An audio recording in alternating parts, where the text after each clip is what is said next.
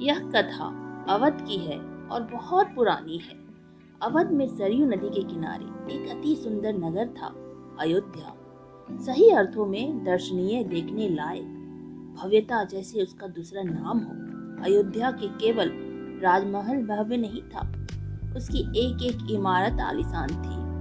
आम लोगों के घर भव्य थे, सड़कें चौड़ी थी, सुंदर बाग बगीचे, पानी से लबालब भरे सरोवर, खेतों में लहराती हरियाली, हवा में हिलती फसलें सरयू की लहरों के साथ खेलती थी।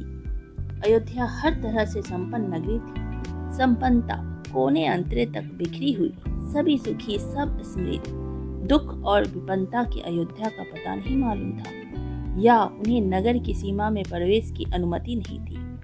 पूरा नगर विलक्षण था, अद्भुत और मनोरम। उसे ऐसा होना ही था।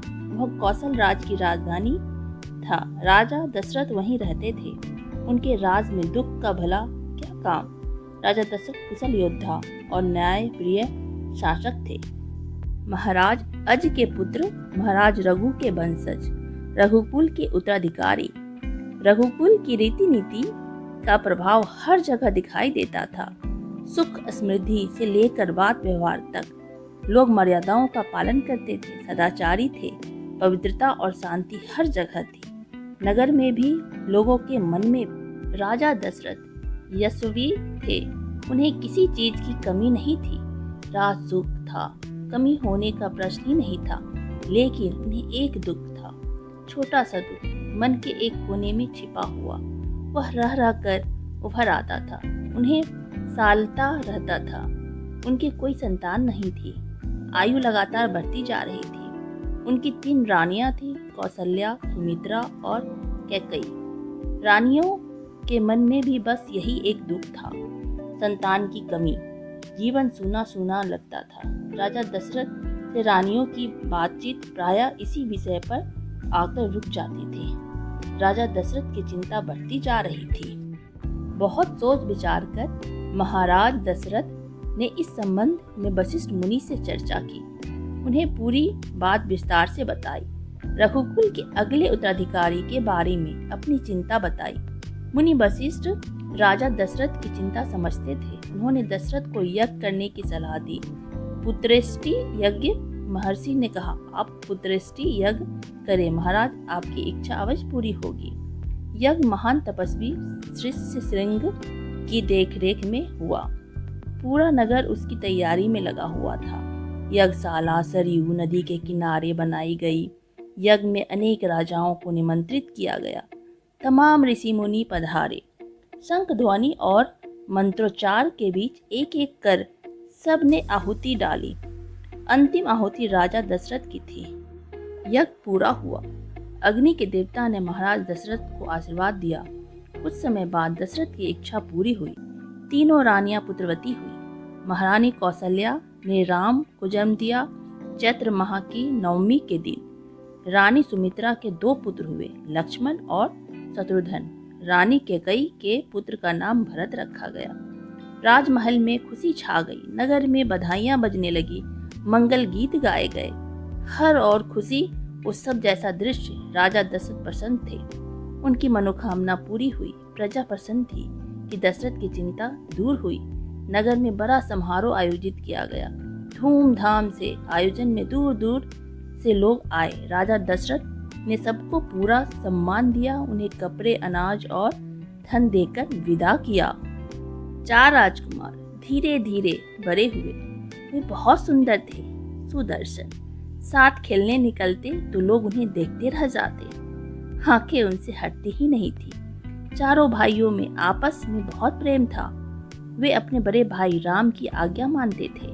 खेल कूद में लक्ष्मण प्रायः राम के साथ रहते। भरत और शत्रुघ्न की एक अलग जोड़ी थी। और बड़े होने पर राजकुमारों को शिक्षा दीक्षा के लिए भेजा गया। उन्होंने कुशल और अपनी विद्या में दक्ष गुरुजनों से ज्ञान अर्जित किया। शास्त्रों का अध्ययन किया, शस्त्र विद्या सीखी। चारों राजकुमार कुशाग्र बुद्धि थे। जल्द ही सब विद्याओं में पारंगत हो गए। राम इसमें सर्वोपरि थे।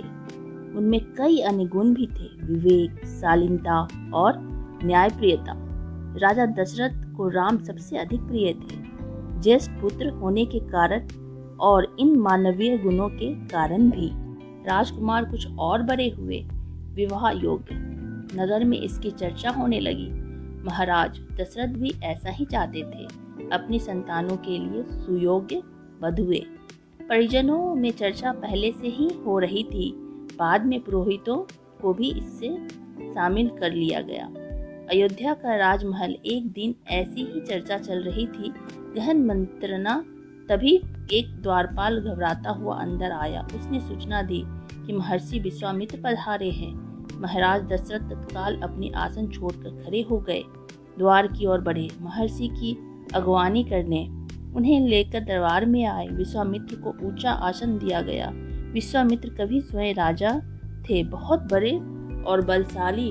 बाद में अपना राजपाट छोड़ दिया, संन्यास ग्रहण कर लिया, जंगल चले गए। वहीं उन्होंने अपना आश्रम बनाया, उसे उन्होंने सिद्धाश्रम नाम दिया। महर्षि के स्वागत सत्कार के बाद दशरथ ने कहा, महर्षि आज्ञा दे, मैं आपकी क्या सेवा कर सकता हूँ? आप अपने मन की बात कहिए, आपकी आज्ञा को पूरी तरह पालन होगा। राजन, मैं जो मांगने जा रहा हूँ उसे देना आपके लिए कठिन होगा। आप आज्ञा दीजिए महर्षि, मैं उसे पूरा करने के लिए तत्पर हूँ, बिल्कुल नहीं हिचकूंगा। मैं सिद्धि के लिए एक यज्ञ कर रहा हूँ। अनुष्ठान लगभग पूरा हो गया है, लेकिन 2 राक्षस उसमें बाधा डाल रहे हैं। मैं जानता हूँ कि उन राक्षसों को केवल एक ही व्यक्ति मार सकता है, वह राम है। आप अपने ज्येष्ठ पुत्र को मुझे दे दें ताकि यज्ञ पूरी हो। विश्वामित्र ने कहा। दशरथ पर जैसे बिजली गिर पड़ी, वह अचकचा गए। उन्हें उम्मीद ही नहीं थी कि मुनिवर उनसे राम की मांग लेंगे। उनके ज्येष्ठ पुत्र, उनके सबसे प्रिय दशरथ चिंता में पड़ गए। विश्वामित्र दशरथ की दुविधा समझ रहे थे। उन्होंने कहा, मैं राम को केवल कुछ दिनों के लिए मांग रहा हूँ, यज्ञ 10 दिन में संपन्न हो जाएगा। महाराज दशरथ दुख हो गए, पुत्र वियोग की आशंका से कांप उठे। दरबार में सन्नाटा छा गया। दशरथ की दशा देखकर मंत्री चिंतित थे, पर चुप थे। महर्षि वशिष्ठ शांत थे। इतने में दशरथ कांप कर बेहोश हो गए। होश आया तो डर ने उन्हें फिर जकड़ लिया। मूर्छित होकर दोबारा गिर पड़े। संज्ञा सुन पड़े रहे। राजन, आपको अपना वचन पूरा करना चाहिए। रघुकुल की रीति यही है। प्राण देकर भी आपके पूर्वजों ने वचन निभाया है। आप राम की चिंता न करें। महर्षि के होते उनका कोई कुछ नहीं बिगाड़ सकता। महाराज दशरथ की चिंता कुछ कम हुई, पर मन अब भी खिन्न था। पुत्र विछोह का दुख सभी तर्कों पर भारी पड़ रहा था। गुरु वशिष्ठ ने कहा, महाराज महर्षि विश्वामित्र सिद्ध पुरुष हैं, तपस्वी हैं, अनेक गुप्त विद्याओं के जानकार हैं। वह कुछ सोचकर ही यहाँ आए हैं। राम उनसे अनेक विद्याएं सीख सकेंगे। आप राम को महर्षि विश्वामित्र के साथ जाने दें, राम को उन्हें सौंप दें। दशरथ ने मुनि वशिष्ठ की बात दुखी मन से स्वीकार कर ली, लेकिन वह राम को अकेले नहीं भेजना चाहते थे। उन्होंने विश्वामित्र से आग्रह किया, कहा कि वे राम के साथ उनके छोटे भाई लक्ष्मण को भी ले जाएं। महर्षि विश्वामित्र ने महाराज दशरथ का यह आग्रह स्वीकार कर लिया। राम और लक्ष्मण को तत्काल दरबार में बुलाया गया। महाराज दशरथ ने उन्हें अपने निर्णय की सूचना दी। दोनों भाइयों ने उसे सहर्ष स्वीकार कर लिया, सिर झुकाकर आदर सहित। इसकी सूचना माता कौशल्या को दी गई। बताया गया कि राम और लक्ष्मण बन जा रहे हैं। महर्षि विश्वामित्र के साथ नितांत गंभीर माहौल में स्वस्ति वचन हुआ। शंख ध्वनि हुई, नगाड़े बजे। महाराज दशरथ ने भावुक होकर दोनों पुत्रों का मस्तक सुनकर उन्हें महर्षि को सौंप दिया। दोनों राजकुमार बिना विलंब किए महर्षि के साथ चल पड़े, बिहर और भयानक जंगलों की ओर। विश्वामित्र आगे आगे चल रहे थे, राम उनके पीछे थे।